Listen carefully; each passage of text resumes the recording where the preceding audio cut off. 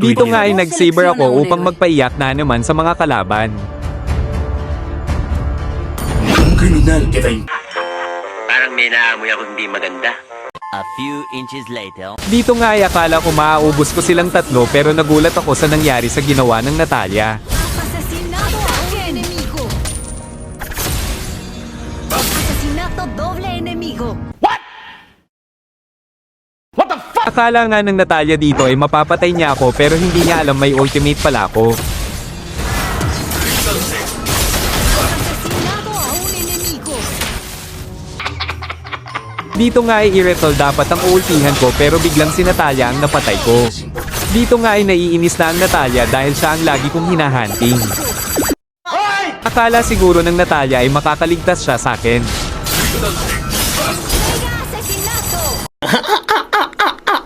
Dito nga ay nagki-clear ng minions ang Natalia, ngunit hindi niya alam ako ay nakaabang na pala sa kanya. Kahit saan nga ako magpunta ay lagi kong inaabangan ang Natalia upang siya ay patayin, hahaha. Sobrang kawawa nga ng Natalia sa akin dahil kahit saan siya magpunta ay nandun ako. Dito akala ko si Natalia ang nag-aabang sa akin, ngunit si Iritel pala.